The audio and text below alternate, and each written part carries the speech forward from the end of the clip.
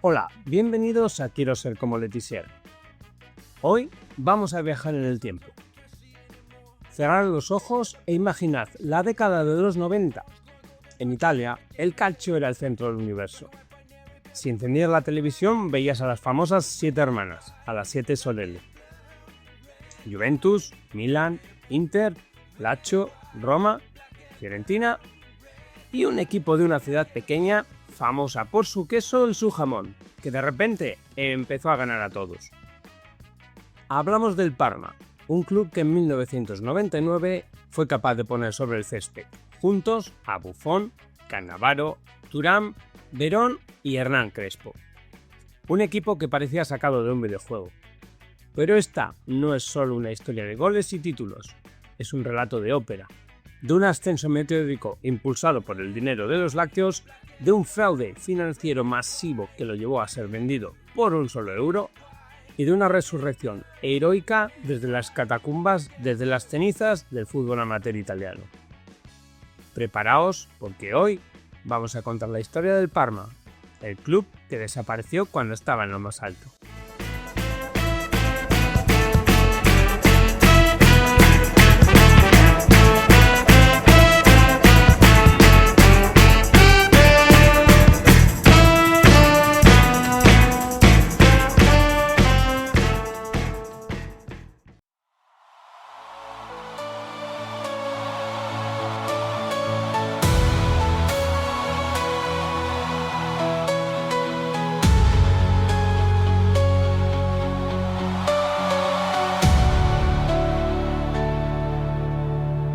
Sotto il cielo di Parma nasce un sogno, tra nebbia e storia che profuma d'orgoglio, un pallone che rotola piano nel destino. Para entender al Parma hay que entender sus raíces, sus orígenes.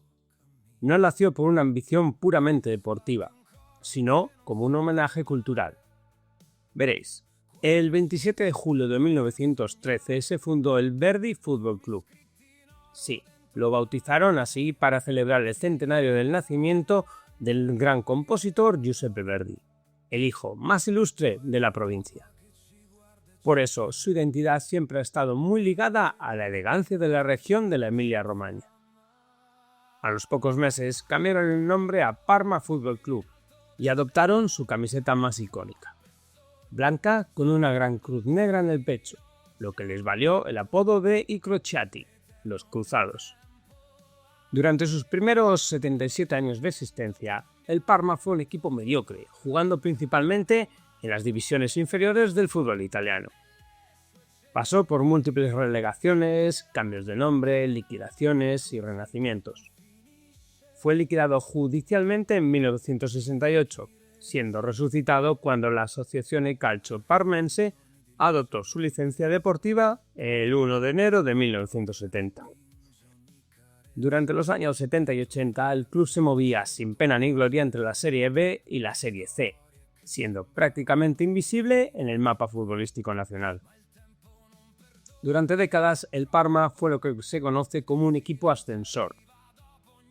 Pero tenían algo especial, su estadio, el Ennio Tardini, construido en 1922 por un abogado visionario que murió antes de verlo terminado, convirtiendo el recinto en un monumento póstumo a su liderazgo. Ma Parma non dimentica, Parma non cede. El verdadero cambio dentro del club ocurrió en los años 80. Imaginaros a un joven Arrigo Sacchi, que antes vendía zapatos, llegando al banquillo del Parma en 1985. Allí perfeccionó el sistema de zona total y un 4-4-2 con pressing asfixiante sobre el rival que dejó obsoleto al viejo sistema italiano con líbero. El momento clave: eliminaron al Milan de la Copa Italia con tal superioridad que Silvio Berlusconi quedó impactado y se llevó a Sacchi al Milan para cambiar la historia del fútbol mundial.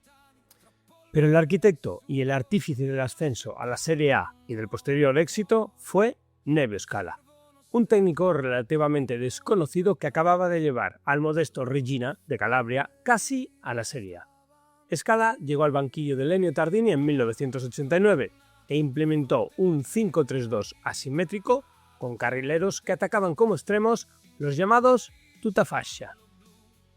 Antes, tras la salida de Sacchi, Zdeněk Zeman y Giampiero Vitali fueron los inquilinos del banquillo de Ennio Tardini en unas campañas de transición.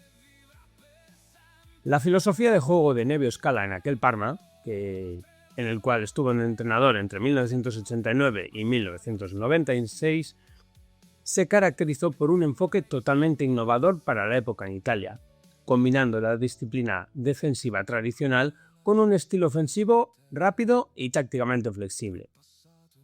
Scala convirtió al Parma de un equipo de la Serie B a una potencia europea, basándose en la intensidad, el trabajo duro y un juego espectacular. Pero, ¿cuáles eran los pilares de la filosofía de juego de Scala? Por un lado, el sistema 3-5-2 y sus variantes. Su táctica principal se basaba en una defensa de 3, que a menudo se transformaba en 5-3-2 o 3-5-2, según los momentos de ataque, híbridos, con carrileros ofensivos que daban amplitud y profundidad. La defensa era sólida y utilizaba el líbero. Utilizaba un líbero, sí, generalmente era Lorenzo Minotti, flanqueado por dos stoppers fuertes, que al principio fueron Apolloni y el belga Grun, lo que le permitía equilibrio defensivo. Scala gustaba de utilizar porteros que jugaban bien con los pies, algo que en aquellos tiempos no era tan primordial como hoy en día, y no tenían estos porteros salir de su área. Estos eran los casos de Taffarel, Bucci o el joven Gianluigi Buffon, para cortar balones largos tras la defensa. A pesar de tener mucha posesión, el equipo era letal en transiciones rápidas y utilizaba cambios de juego rápidos para estirar la defensa rival. También utilizaban mediocampistas completos, capaces de defender y atacar, siendo clave la figura de Dino Baggio como figura box-to-box para llegar desde atrás y marcar goles por sorpresa. En el centro del campo también buscaba el equilibrio. Jugadores como el propio Dino Baggio o Massimo Crippa aportaban el trabajo duro y la diligencia necesarios en el medio campo para que los atacantes pudieran brillar. Logró mezclar Scala la férrea defensa italiana con la creatividad técnica, destacando en este campo figuras como Gianfranco Zola por su visión, Faustino Asprilla por su imprevisibilidad y el sueco Thomas Brolin. El esquema permitía figuras creativas que operaban entre líneas, como Brolin y Zola. El sueco Brolin actuaba como un remolino entre el centro del campo y la delantera, mientras que Gianfranco Zola aportaba fantasía y astucia al sistema. Para finalizar, Nevio Scala daba gran importancia a la unión del vestuario, la diversión y la normalidad en el trato con los jugadores, creando un ambiente familiar que potenciaba el rendimiento de estos. La temporada de 1989-90 fue transformativa. A principios de año habían llegado al club futbolistas que serían decisivos: Daniele Sorato, Maurizio Gans, Fausto Pizzi y Tarcisio Catanese. Con un plantel extremadamente joven, Scala implementó un revolucionario sistema, como hemos visto, 5-3-2, que se convertiría en su marca registrada. En lugar de la habitual formación ofensiva, Scala apostaba por la solidez defensiva, la compacidad, esto es, mantener el bloque compacto, y los contraataques precisos. Los goles llegaban de los delanteros como Fausto Pizzi, que anotó 12 goles, y Alessandro Melli, que marcó 11. A finales de esa temporada, concretamente el 27 de mayo de 1990, en un partido decisivo contra la Reggiana, el Parma aseguró la cuarta y última plaza de promoción directa a la Serie A. Tras 77 años de existencia, el club de Parma ascendía al máximo nivel del fútbol italiano por primera vez en su historia. Fue un logro monumental que generó una euforia desbordante en la ciudad. Lo triste es que el presidente Ernesto Ceresini, el hombre que soñó con ese momento, murió de un ataque al corazón meses antes del ascenso. Su hijo Fulvio vendió a su club a un gigante, la Parmalat.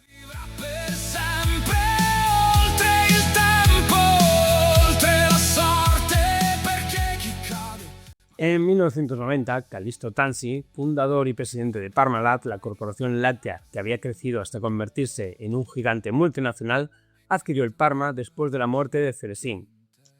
Tanzi, nacido en 1938 en la pequeña localidad de Collecchio, en la provincia de Parma, había transformado una pequeña empresa familiar de lácteos en un imperio global.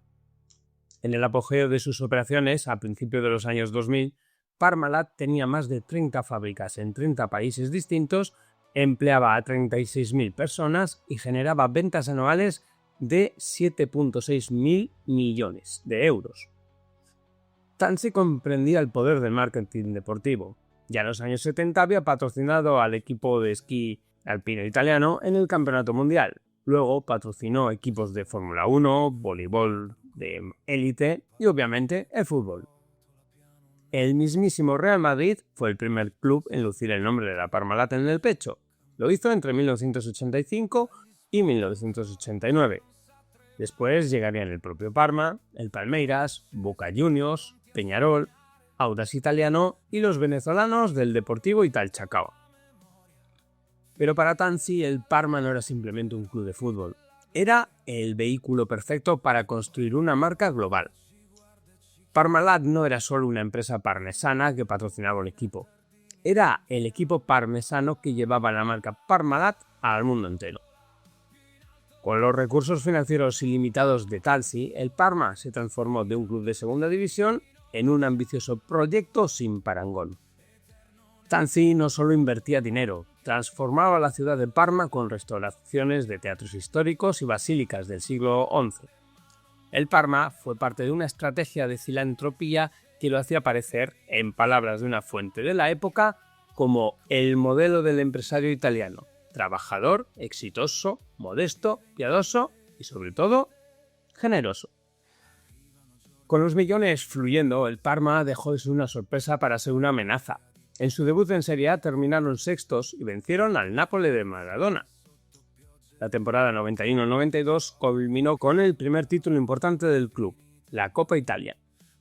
En una final a ida y vuelta contra la poderosa Juventus de Roberto Baggio, el Parma ganó 1-0 en el choque disputado en Delle Alpi y luego empató en casa.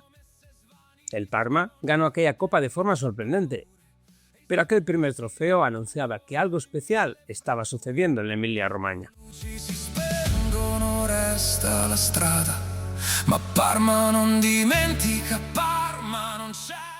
Desde 1992 hasta 1995, el Parma experimentó su más profunda transformación, pasando de ser un buen equipo a un grande europeo. Scala comenzó a incorporar jugadores internacionales de renombre. El colombiano Faustino Asprilla, de apenas 22 años, llegó en 1992 desde Atlético Nacional, con todas sus virtudes atléticas y técnicas. El Tino era pura magia en previsibilidad. Fue él quien, con un tiro libre, terminaría con el histórico invicto de 58 partidos seguidos del Milan de Capello. Un gol muy importante, creo que haberle quitado un récord al Milan de 58 fechas. Eso es muchísimo para un equipo y bueno, eso me dio a mí hasta el día de hoy el reconocimiento de haber logrado esa hazaña. 5 minutos antes había pateado un tiro libre del mismo punto, casi de la misma distancia. El público, que había 90.000 personas en el estadio, me chifló. Entonces después volvimos a tener la misma posibilidad de patear otro tiro libre, pero yo no lo quería patear. Teníamos 2, 3 pateadores, porque también estaba Marco Ocio y estaba el capitán Lorenzo Menotti.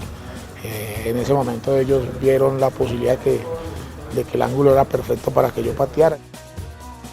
Le dije a mi compañero que yo se lo iba a tocar a Marco Ocio para que pateara él.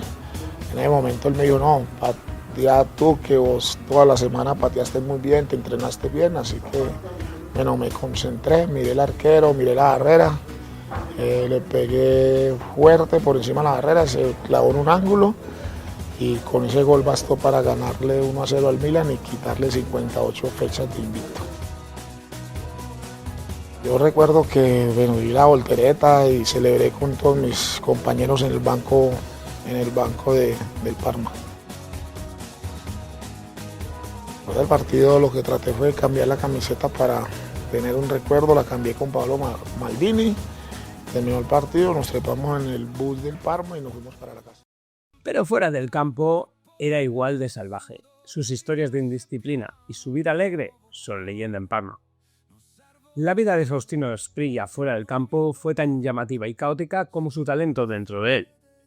Según diversas fuentes, su paso por el Parma estuvo marcado por su fuerte personalidad y temperamento. Fue descrito como una bola de locura con un temperamento indignante o extravagante, lo que, sumado a sus características físicas, lo convirtió en un héroe de culto para la afición del Parma. Era considerado un talento mercurial e impredecible que cautivaba a las audiencias internacionales. El colombiano era conocido por su afición a la bella vita, la buena vida, manteniendo un equilibrio entre una capacidad futbolística hipnotizante y un estilo de vida alegre y despreocupado fuera de los estadios. A pesar de sus indisciplinas o excentricidades, su figura fue central para que la era dorada del Parma en los años 90, formando parte de la alineación de estrellas que transformó al club en una potencia europea. También Gianfranco Zola, el mediapunta italiano de técnica exquisita, se unió al equipo. Fernando Couto, defensa portugués internacional, llegó para reforzar la zaga, y Roberto Sensini, defensa argentino, también se incorporó. La final de la Recopa en el viejo Wembley contra el Amberes puso al Parma en el mapa mundial. El capitán, Lorenzo Minotti, marcó de volea, seguido por goles de Alessandro Melli y Stefano Cuogli. Aquella noche, el Parma levantó su primer trofeo internacional y demostró que una ciudad pequeña podía dominar Europa. El equipo también terminó tercero en la Serie A, por encima de gigantes como la Juventus. La Supercopa de Europa de 1993 les enfrentó al Milan. El Parma, bajo la dirección de Scala, derrotó al equipo rosonero en condiciones adversas, consolidando su posición como potencia emergente. La temporada 94-95 fue la cumbre de la rivalidad del conjunto de la Emilia-Romagna con la Juventus. Se enfrentaron en la final de la Copa Italia y además en la final de la Copa de la UEFA. La Juve ganó la Liga y la Copa, locales, nacionales, pero el Parma se llevó la Copa de la UEFA gracias a un hombre, Dino Baggio, quien marcó en ambos partidos de la final contra su ex equipo. Curiosamente, Dino Baggio había llegado al Parma ese mismo verano procedente de la Juventus, lo que añadió un matiz especial a su actuación como verdugo de su anterior equipo. Su capacidad para aparecer en los momentos críticos le valió ser considerado un especialista en finales europeas dentro de la época dorada del club. Esa Copa de la UEFA fue la joya de la corona en esa etapa. En una final épica a 2 partidos, el Parma ganó 2-1 en el agregado. En el primer partido, el Parma como local ganó 1-0. Y en la vuelta, el Turín Vialli igualó, pero Dino Baggio anotó el gol de la victoria. Fue una victoria que resonó en toda Europa, probando que el dinero de Parmalat había creado algo genuinamente grande. En apenas 3 temporadas, el Parma ganó 3 títulos internacionales: la Recopa de Europa de la 92-93, la Supercopa de Europa de 1993 y la Copa de la UEFA de la 94-95. Y estuvieron a punto de repetir victoria en la Recopa, pero en la final disputada el 4 de mayo de 1994 en Copenhague, el Arsenal lo impidió con un solitario tanto de Alan Smith.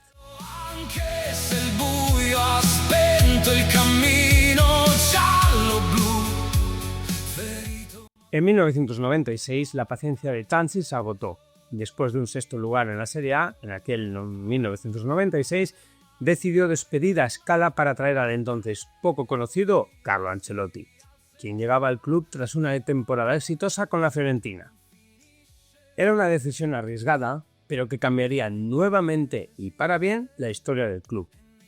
El hoy rey de Europa era entonces un técnico joven y muy rígido, obsesionado con el 4-4-2 de Sacchi que implementaría en el Parma. Esa obsesión trajo consigo uno de los grandes ¿qué hubiera pasado si? Cuando Ancelotti bloqueó el fichaje de Roberto Baggio porque el divino quería jugar de mediapunta y Carleto no quería cambiar su sistema. En el verano de 1997, el Parma ya había llegado a un acuerdo para comprar a Roberto Baggio. Sin embargo, Ancelotti bloqueó personalmente el traspaso. El técnico, quien comenzó su carrera como asistente de Arrigo Sacchi, era en aquel entonces un fanático con mayúsculas del sistema 4-4-2. Baggio quería jugar como trecuartista, media punta, detrás de los dos delanteros, una posición que no existía en el esquema rígido de Ancelotti. Así que el fichaje del divino Cudino, a quien ya dedicamos un episodio en Quiero ser como Letizia, terminó por no hacerse. El entrenador admitió después que su rechazo se debió a una mezcla de inexperiencia y miedo.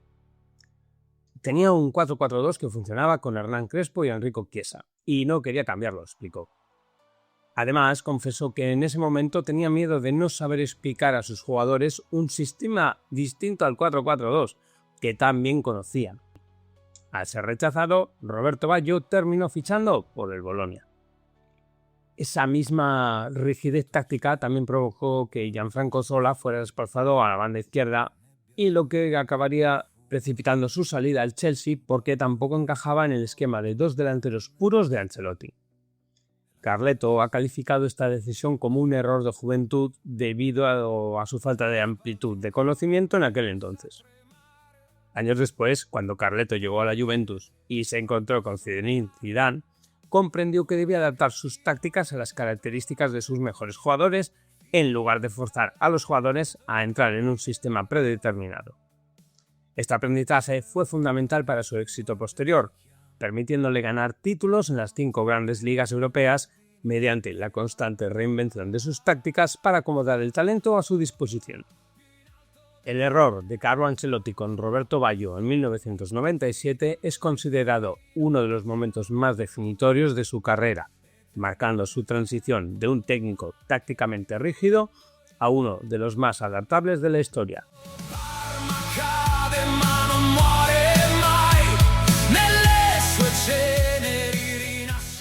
Además de los casos de Roberto Baggio o Gianfranco Zola, Carleto también se desprendió de otros grandes futbolistas. Por ejemplo, Hristo Stoichkov, el ganador del Balón de Oro, fue vendido en el verano del 96 tras solo una temporada en el club. Su salida coincidió con la llegada de Ancelotti, quien prefería delanteros con características distintas para su sistema. Otro caso es el de Filippo Inzaghi. El joven delantero italiano también fue traspasado en aquel verano del 96, justo antes de que se consolidara como uno de los máximos goleadores históricos de Italia. El defensa central portugués Fernando Couto también fue vendido en la ventana de transferencias del 96, al igual que el lateral izquierdo Alberto Di Chiara, que había sido internacional con Italia y pieza clave en los éxitos de la era anterior. Es importante hacer notar que mientras se deshacía de estos veteranos y talentos creativos, Ancelotti utilizó esos recursos económicos para fichar a nuevas figuras como Hernán Crespo, Enrico Chiesa y Di María, además de consolidar en defensa a jóvenes promesas como eran Fabio Cannavaro, Lilian Thuram o Gianluigi Buffon. La temporada de 1996-97 fue la mejor posición en Liga en la historia del Parma. Con 70 puntos, el equipo terminó segundo en la Serie A apenas 3 puntos de la Juventus. El equipo estaba liderado por la dupla ofensiva Crespo-Chiesa, que entre ambos anotaron 26 tantos en la Serie A. Aquel equipo contaba con Gianluigi Buffon en la portería. A sus 18 años, el prodigio se había convertido en un guardameta regular, demostrando reacciones paranormales y un dominio del juego aéreo que pocas veces se veía en un portero tan joven. El luego mito de la portería debutó el 17 de noviembre del 95 a los 17 años contra nada más y nada menos que el todopoderoso Milán. En aquel encuentro, que terminó 0-0, Buffon fue la figura absoluta al realizar paradas increíbles frente a los dos últimos ganadores del Balón de Oro de aquel momento, Roberto Baggio y Josh Weah. Su actuación fue tan determinante que, a pesar de su corta edad, se adueñó de la titularidad por encima del experimentado Luca Bucci para el resto de su etapa en el Parma. Fabio Cannavaro y Lilian Thuram componían el eje de la defensa, una pareja de centrales que se convertiría en leyenda mundial, mientras que Roberto Sensini y Antonio Bernarrigo actuaban como laterales. El ataque lo componían Hernán Bandanito Crespo, que con solo 21 años ya había anotado 12 goles en su primer año, y Enrico Chiesa, como segundo delantero. El italiano complementaba perfectamente a Crespo con su inteligencia posicional. Este segundo puesto garantizó al Parma su debut histórico en la Champions League de la temporada 97-98. Sin embargo, esa temporada, la 97-98, fue un verdadero fracaso deportivo. Eliminados tempranos en Champions, el Parma terminó sexto en Serie A y Ancelotti fue despedido. El proyecto de Ancelotti duró apenas 2 años, pero dejó un equipo bien estructurado para su sucesor. Dagli spalti un coro che non sa tremare, cuori accesi, pronti a sognare. Después de Carlo Ancelotti, llegó al Parma Alberto Malesani, un fanático del fútbol total neerlandés. Malesani era famoso por sus celebraciones desenfrenadas en la banda, su pasión desbordante y su visión del fútbol ofensivo. Tanzi lo contrató no solo porque confiaba en sus habilidades tácticas, sino porque buscaba un entrenador que pudiera dar espectáculo y mantener el interés de la prensa y los aficionados, algo que contrastaba frontalmente con la frialdad de su predecesor. El técnico de Verona conservó la mayoría del equipo de Ancelotti, pero inyectó nuevas dinámicas tácticas. Además, reforzó la plantilla con el argentino Juan Sebastián Verón, la Brujita, media punta de técnica extraordinaria que había jugado en la Sampdoria. Así, el Parma solía poner en liza un once habitualmente formado por Buffon bajo palos, una defensa con Cannavaro, Turán y Sensini, un mediocampo con Verón y Bogosian, y arriba la dupla letal, Enrico Chiesa y Hernán Crespo. La temporada de 1998-1999 es considerada como la mejor de la historia de la entidad. Ganaron el triplete de copas, la Copa de Italia, la Supercopa del País Transalpino y la Copa de la UEFA. Primero llegaría la Copa. El Parma derrotó a la Fiorentina en la final, tras haberse abierto camino a través del torneo con decisión y autoridad. En la final de la UEFA, celebrada en Moscú, barrieron al Olympique de Marsella por 3-0. Fue una auténtica exhibición de poderío físico y talento técnico. Aquel equipo era, según muchos analistas, la colección de talento más impresionante de la historia del fútbol italiano para un club de su tamaño. Hernán Crespo abrió el marcador a los 26 minutos. Ha retrasado Fusser, Sensini, otro pelotazo de Sensini. Blan, error de Blan, el lanzamiento, gol. El primer gol del partido, qué error de Blan, acaba de marcar Hernán Crespo, el primer tanto para el Parma. A los 25 minutos de juego de la primera parte, adelantado Hernán Crespo al conjunto italiano en el marcador, después de aprovechar un clamoroso error defensivo de un jugador que suele terminar todos sus partidos sin un solo fallo. Error de Logan Blan, aprovechado por Hernán Crespo, que ha marcado su sexto gol en la competición y el primero de la final. Cuando uno se encuentra tan a gusto en defensa, a veces pierde un poco el control de la situación porque arriesga en exceso. Ahora yo creo que no fue un acto de riesgo el de Blanc, fue un error en el golpeo del balón y ha permitido que se aproveche Crespo, que es un hombre que vive bien de esas situaciones. Enrico Chiesa marcó el tercero después del segundo gol de Paolo Vanoli. Esperaba el error francés, no es fuera de juego, por lo menos no levantó el banderín el asistente, el centro de Fusser y gol del Parma, acaba de marcar el conjunto italiano su segundo gol por medio del lateral izquierdo Vanoli. El 2-0 del Parma, la acción de Fusser por el lado derecho, se quedaron ahí clavados los jugadores del Olympique de Marsella, algunos probablemente esperando la posible posición de fuera de juego, pero centró Fusser a sus anchas y Vanoli con un buen remate de cabeza ha colocado el 2-0. Se quedó Isa, ahí le vemos en el centro de la imagen, habilitando la entrada de Fusser y el remate picado de Vanoli llegando desde atrás. Fantástico. Juega Thuram con Fusser, de nuevo Thuram. Se ha llevado muy bien el balón Thuram. Juega Verón. Crespo que dejó pasar. Y golazo de Chiesa. Qué golazo, qué jugada, qué bien ha salido Thuram desde atrás, se ha apoyado en Verón, excelente el pase de Verón sobre la llegada de Crespo, que se abrió muy bien de piernas, sabiendo que llegaba por detrás Chiesa, que ha empalmado el balón de manera imparable, un auténtico golazo.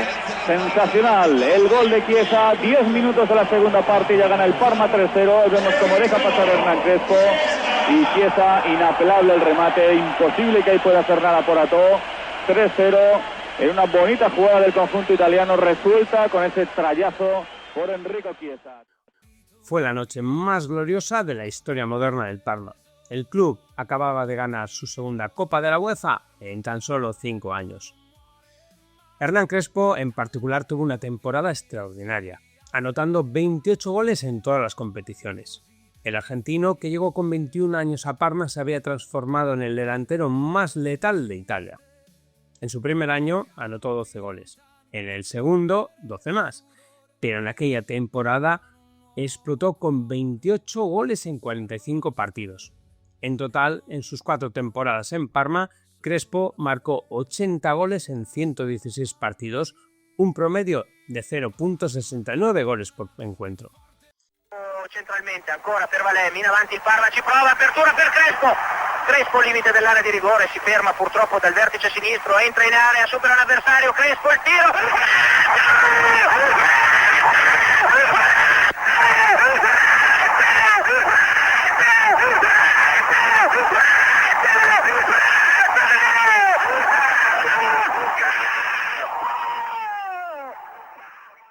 En agosto del 99, el Parma se enfrentó al Milan, campeón de la Serie A, por la Supercopa italiana.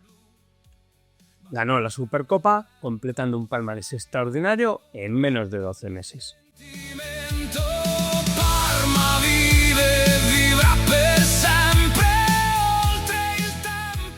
Aunque la dinastía de Parma nunca sería tan potente como en 1998-99, los años siguientes mantuvieron al club en la élite del fútbol italiano y europeo.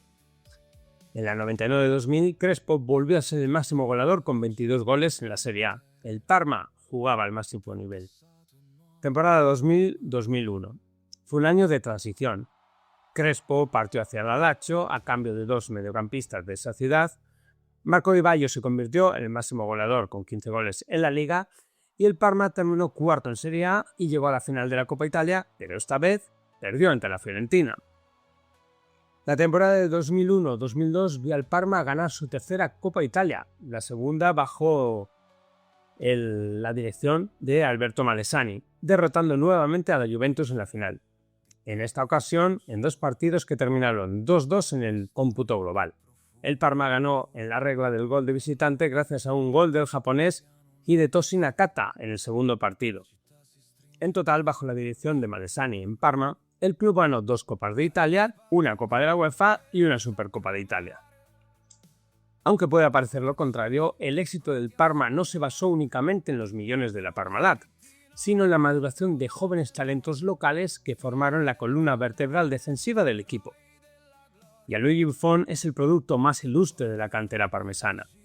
Debutó con tan solo 17 años en el 95 y rápidamente se consolidó como uno de los mejores porteros del mundo. Su presencia fue clave para ganar la Copa de la UEFA y la Copa Italia del 99. Otro talento formado en la cantera fue Fabio Cannavaro, que se convirtió en una fuerza defensiva dominante. Su capacidad de anticipación y agresividad pulidas en el club le llevaron posteriormente a ganar el Balón de Oro. Durante el periodo de Carlo Ancelotti, entre el 96 y el 98, el técnico mantuvo la política de promover jugadores de la academia del primer equipo. Esta integración permitió que jóvenes, como hemos visto, como Buffon y Cannavaro, se mezclaran con fichajes internacionales como Lilian Thuram, formando una defensa legendaria que sirvió de base para los éxitos internacionales. El Centro Sportivo di Collecchio tuvo un papel primordial como motor de todo el club. La creación de una infraestructura de primer nivel fue vital para este desarrollo. Desde 1996, todas las categorías inferiores se unificaron en el Centro Sportivo di Collecchio, permitiendo que los jóvenes entrenaran en el mismo complejo que el primer equipo. Tras la quiebra de 2015, la recuperación de este centro fue una prioridad para el nuevo club, asegurando que la cantera siguiera siendo el corazón de la institución. La cantera también fue una fuente crítica de ingresos en tiempos de crisis, en tiempos difíciles. Cuando el fraude de Parmalat comenzó a asfixiar al club, la venta de productos de la cantera como Buffon, traspasada a la Juventus por una cifra récord en 2001, permitió al Parma mantener el flujo de caja y seguir compitiendo unos años más antes del colapso total. En la plantilla actual, la temporada 95-26, El club sigue apostando por este modelo, contando con varios jugadores formados en la cantera como los porteros Edoardo Corbi y Filippo Rinaldi, el defensa Alessandro Circati y el mediocampista Elia Pico. En resumen, la cantera proporcionó la identidad y la solidez técnica necesarias para que un club de una ciudad mediana pudiera golpear por encima de su peso, haciendo un símil pugilístico, y codearse con la élite europea durante más de una década.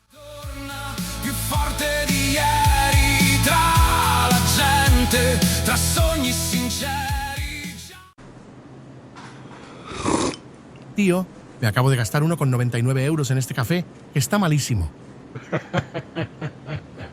€1,99. Con eso podrías haberte suscrito a Quiero ser como Letizier. ¿A un podcast? ¿Por el precio de un café? Exacto. 2 episodios exclusivos al mes. Historias del fútbol que no salen en los telediarios. Cracks olvidados, goles imposibles y anécdotas que solo los verdaderos futboleros entienden. ¿Y todo eso por menos de 2 euros? Eso sí que es rendimiento por inversión. Claro. Mientras tú te tomas un café, yo estoy viajando al fútbol de los 90. Vale, me has convencido. La próxima vez me salto el café y me suscribo. Por solo 1,99 euros al mes. Suscríbete a Quiero ser como Letizier en iVoox. 2 episodios exclusivos cada mes. Historias del fútbol de verdad, para los que viven el balón con el corazón. Pero todo este esplendor se construyó sobre cimientos de arena. En diciembre de 2003, concretamente el día 19, el mundo descubrió que Parmalat era un fraude masivo. Un ejemplo, se desveló que 4 millones de euros en una supuesta cuenta en el paraíso fiscal de las Islas Caimán simplemente no existían. Aquello fue el inicio de lo que se convertiría en el mayor fraude corporativo en la historia de Europa. Calixto Tanzi y sus socios habían estado cometiendo fraude masivo durante años. La empresa había falsificado balances, ocultado deudas y utilizado dinero de la compañía para usos personales. En total, cuando se descubrió el fraude, había un agujero de 14.000 millones de euros en las cuentas de Parmalat. Calixto Tanzi fue arrestado por estafa y malversación, dejando al club herido de muerte. Fue juzgado y condenado a múltiples sentencias de prisión, o múltiples condenas de prisión. En 2008 fue condenado a 10 años por fraude, en 2010 a 18 años por quiebra fraudulenta. Sirvió algunos años en prisión, pero fue liberado posteriormente bajo arresto domiciliario. También se descubrió que Tanzi había escondido obras de arte de maestros como Picasso o Monet y Van Gogh en casas de amigos, obras valoradas en más de 100 millones de euros. La quiebra de Parmalat en diciembre de 2003 ocurrió en plena temporada, en aquella temporada 2003-2004. No hay que olvidar que el Parma seguía jugando, seguía disputando la Serie A. El Parma jugó la segunda mitad de la temporada en un caos financiero absoluto. Milagrosamente terminó quinto en Serie A, demostrando que incluso sin poder económico el equipo heredado de años anteriores tenía calidad suficiente para competir. Pero la realidad era brutal. El club no podía pagar salarios y sus mejores jugadores fueron vendidos de emergencia. Los años que van de 2004 a 2008 fueron una agonía continua. Los entrenadores iban y venían. Propietarios especulativos compraban y vendían el club. Tommaso Girardi, un empresario metalúrgico, compró el Parma en 2007 después de 3 años de administración judicial. Girardi inyectó dinero, pero fue principalmente para salvarlo de la desaparición, no para devolverlo a la gloria. En 2008, después de 18 años en la Serie A, desde su histórico ascenso en el 90, el Parma sufrió su primer descenso a la Serie B. Fue el final de una era. El equipo que había ganado la Copa de la UEFA apenas 9 años antes, ahora jugaba en la segunda división. Bajo la dirección de Francesco Guidolin, el Parma terminó segundo en la Serie A y logró el ascenso inmediato. Así, la temporada 2009-2010 vio al Parma volver a la Serie A, pero ya no era el Parma invencible de los 90. Era un club luchando por sobrevivir. Los problemas del Parma continuaron durante toda la década de 2010. El equipo fluctuó entre la Serie A, Serie B y crisis financieras recurrentes. Pasó por múltiples propietarios y directivos. pero nada pudo detener la hemorragia financiera. Desde finales de febrero del 2012, 11 jugadores del Parma están siendo investigados por estar involucrados directamente en el desvío de fondos producido por Parmalat, alegándose además que eran conscientes de ello. La fiscal Paola Dal Monte investiga la desviación de 10,4 millones de euros desde el Parma Fútbol Club hacia Parmalat por medio de campañas publicitarias. Este desvío se producía gracias a facturas falsas que firmaban los jugadores y sociedades relacionadas con la empresa. Por lo tanto, los propios futbolistas también recibían, supuestamente, parte del dinero. Entre estos futbolistas se encuentra el nombre de varias piezas importantísimas del club parmesano durante el periodo en el que el Parmalat era propietaria de la entidad. Ellos son Faustino Asprilla, Hernán Crespo, Juan Sebastián Verón, Lilian Thuram, Risto Stoichkov, Lorenzo Minotti, Luigi Apoloni, Enrico Chiesa, Dino Baggio, Massimo Crippa y Thomas Brolin. Además, también fueron investigados 17 altos cargos de Parmalat, entre ellos su máximo mandatario, Callisto Tansi, y su hijo, Stefano Tansi, que era el presidente de Parma, así como Domenico Barilli. Según la Gazzetta dello Sport, usando el nombre de Crespo se desviaron 1,4 millones de euros, con Asprilla 3,2 millones y con Turán unos 600.000 euros, además de los 4,1 millones de euros que se usaron con el nombre de Verón. Días más tarde de salir a la luz los nombres de los investigados, el central francés, que jugó entre otros en la Juventus de Turín y el Barcelona, Lilian Thuram, salió al paso de las acusaciones calificándolas de surrealistas, además de obviamente declararse inocente, igual que el resto de sus excompañeros. Los citados futbolistas no recibieron ningún tipo de condena, y esta se centraría sobre todo en inculpar a los directivos, a los verdaderos cerebros de toda aquella trama.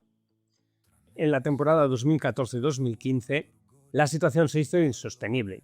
El equipo tenía deudas con los jugadores y trabajadores del club de 22,6 millones de euros, que no podía pagar. Las deudas totales alcanzaban los 75 millones. No hubo comprador dispuesto a salvar al club. En junio de 2015, el Parma fue oficialmente declarado en quiebra por segunda vez en 11 años. El club fue desmantelado. Para que os hagáis una idea de lo vivido, el último dueño antes de la quiebra, Gianpietro Manenti, fue arrestado por lavado de dinero apenas un mes después de comprar el club. La situación era tan dramática que los jugadores no tenían ni agua caliente para ducharse y además tenían que pagar de su bolsillo los traslados para jugar como visitantes. Se llegó incluso a la drástica solución de poner en venta su patrimonio en una subasta pública para recaudar fondos, incluyendo sus trofeos históricos. El lote incluía las Copas de la UEFA del 95 y el 99 y la Recopa de Europa del 93. ¿Os imagináis lo doloroso que tuvo que ser para los aficionados? Ver que venden los trofeos que tanta ilusión habían desatado en la ciudad por 4 duros. La gloria dipinge ogni carezza. En julio de 2015, el fútbol italiano permitió que un nuevo equipo llamado SSD Parma Calcio 1913 fuera incorporado y admitido en la Serie D, la cuarta división del fútbol italiano. Tomar el nombre de 1913 fue un homenaje a la fundación original del club, buscando crear una continuidad simbólica con la historia del club. La propiedad fue asumida por Nuevo Inicio SRL, una compañía respaldada por el apoyo de varias personalidades locales, incluyendo representantes de la familia Barilla, sí, esa que es famosa por las pastas, Paolo Pizzarotti, presidente de la constructora Impresa Pizzarotti, Mauro del Río y Gianpaolo Dallara. Nevio Scala, quien 26 años antes había llevado al Parma a la Serie A, desde la Serie B, fue nombrado presidente honorario. Luigi Apoloni, quien jugó en el Parma en los 90 y fue parte de aquella época dorada, fue nombrado entrenador. Y por cierto, el nuevo club, el Parma Calcio 1913, pudo recomprar sus trofeos. Lo que siguió después fue una gesta sin precedentes. 3 ascensos consecutivos en 3 años, regresando a la Serie A en 2018. El símbolo de esa época fue el capitán Alessandro Lucarelli, el único jugador que se quedó cuando el club bajó a los infiernos y lo acompañó de vuelta a la cima, retirando su dorsal número 6 como leyenda absoluta. La lealtad de Alessandro Lucarelli es considerada como uno de los gestos de fidelidad más grandes en la historia del fútbol italiano, convirtiéndolo en un héroe desinteresado para la ciudad de Parma. Antes de la quiebra oficial, como capitán, dio la cara por los empleados y jugadores que no habían cobrado en meses. Llegó a denunciar públicamente el abandono de las instituciones y lideró la propuesta de los jugadores de pagar de su propio bolsillo los traslados para jugar partidos como visitantes, cuando el club no tenía fondos ni para el combustible del autobús. Canta ancora la città intera, trapassato e nuovo. Hoy, bajo la propiedad del grupo estadounidense Krause, el Parma busca una estabilidad sostenible lejos de los espejismos financieros del pasado. Hay incluso un proyecto para remodelar y modernizar el Ennio Tardini. La historia de los cruzados nos señala que el éxito basado en el fraude es efímero, pero la identidad de un club y el amor de su afición son indestructibles. La historia del Parma es una parábola extraordinaria sobre los excesos del fútbol moderno, sobre cómo el dinero puede crear algo magnífico en poco tiempo y cómo esa misma fuente de magia puede desintegrarse fácilmente cuando los cimientos son fraudulentos. Durante la década de 1990, el Parma fue algo verdaderamente especial. No fue simplemente un equipo que ganó títulos. Fue un proyecto que materializó las más altas aspiraciones del fútbol italiano en su edad de oro. Con entrenadores como Nedo Scala, Carlo Ancelotti o Alberto Madesani, con jugadores como Buffon, Crespo, Beirón, Cannavaro y Turán, el Parma fue un símbolo de excelencia táctica, mentalidad ganadora y fútbol hermoso. Ganó 8 títulos entre 1992 y 2002, 3 Copas de Italia, 2 Copas de la UEFA, una Recopa de Europa, una Supercopa de Europa y una Supercopa italiana. Pero la caída fue tan espectacular como el ascenso. Cuando Parmalat colapsó en 2003 por fraude masivo, el Parma no simplemente descendió en la tabla, fue literalmente destruido, terminando en quiebra 2 veces en 11 años y descendiendo a la 4ª división. Sin embargo, la reconstrucción desde 2015 demuestra que las instituciones de fútbol pueden renacer incluso desde la total aniquilación. El Parma actual no es el Parma de Buffon o Crespo, pero representa algo igualmente importante: la resiliencia, la capacidad de una ciudad y sus aficionados de mantener viva su institución, incluso cuando todo parece perdido. La historia del Parma recuerda a todos en el fútbol que la gloria es fugaz, que el dinero sin ética es veneno, y que los verdaderos valores de un club, sus aficionados, su historia, su ciudad, son lo que perdura más allá de cualquier trofeo o fraude. E i sogni si rompono in 1000 fratture, le luci si spengono, resta la strada, ma Parma non dimentica, Parma non cede. Parma vola più in alto del cielo anche...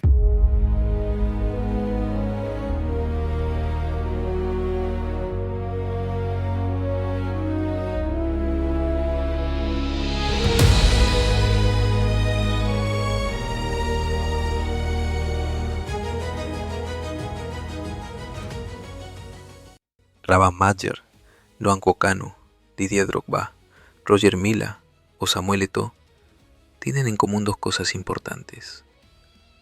Fueron lo mejor de lo mejor dentro de sus generaciones y a su vez lograron llevar a sus selecciones hasta la Copa Mundial de la FIFA, en donde tuvieron mayor o menos suerte, aunque no deja de ser todo un logro el hecho de participar del evento más importante que existe en esta tierra a nivel futbolístico.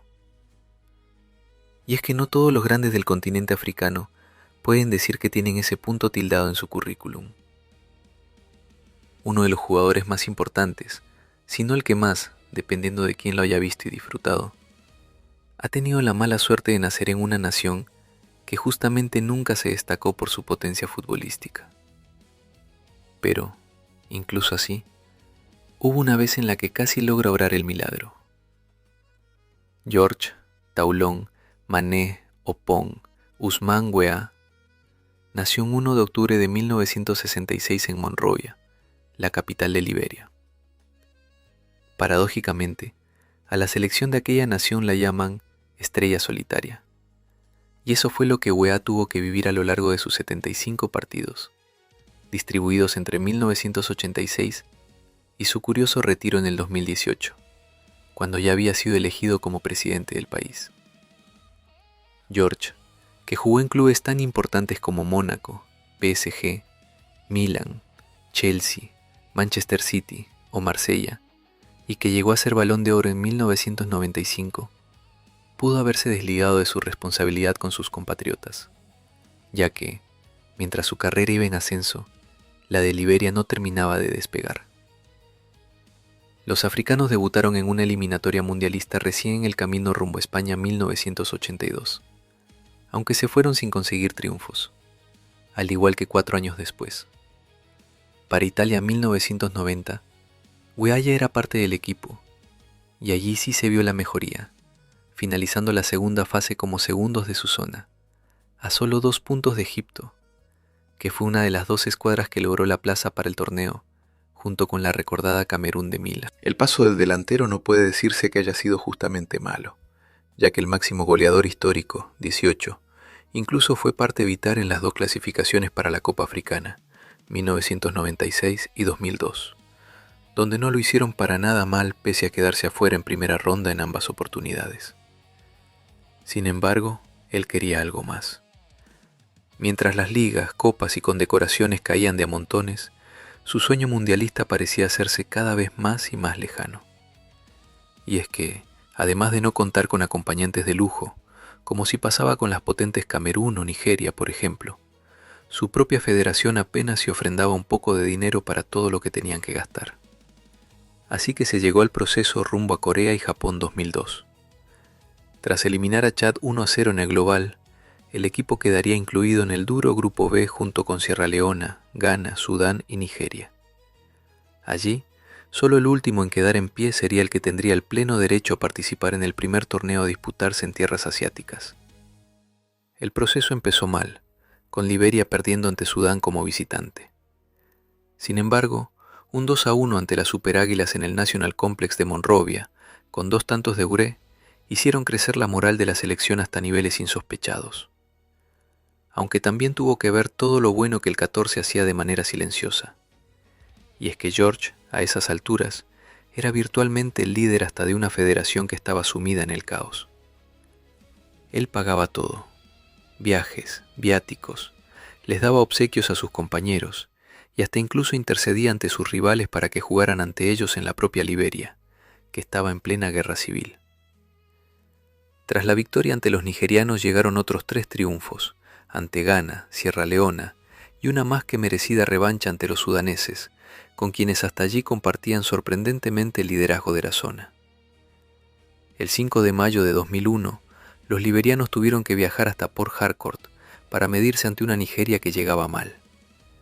Tras 5 fechas disputadas, los de Weah sorprendían a todos, mirando cómodamente desde arriba con 12 puntos, 3 más que los derrotados sudaneses y nada menos que 5 más que los muchachos de verde, que habían sido sorprendidos por Sierra Leona.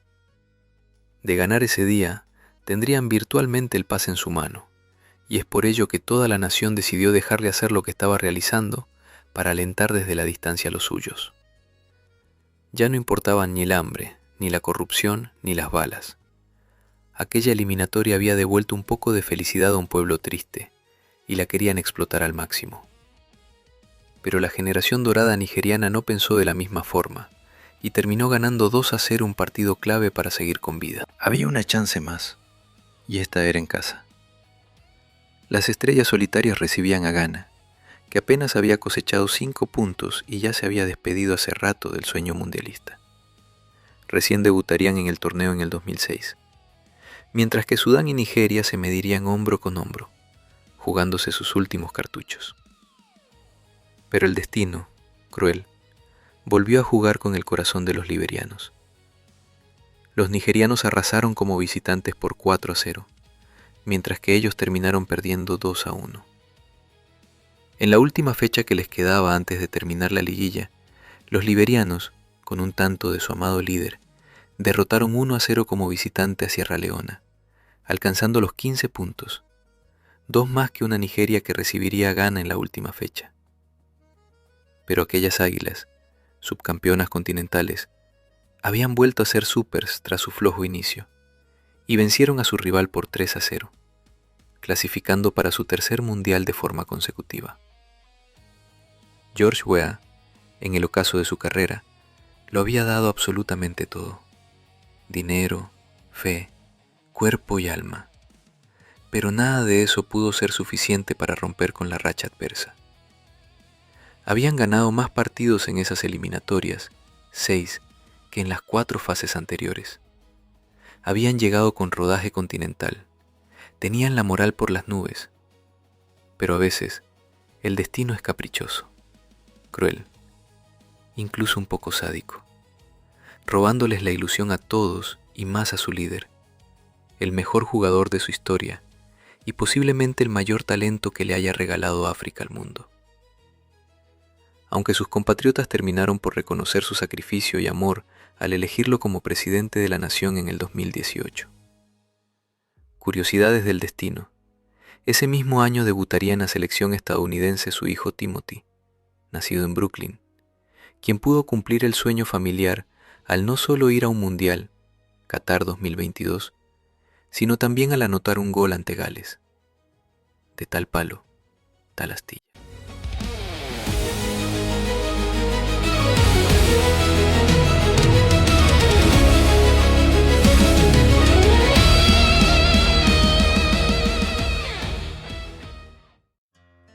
There's a cell phone tucked under your pillow. It makes me jump sleep. And it doesn't do a thing for growth, hormones, or dreams.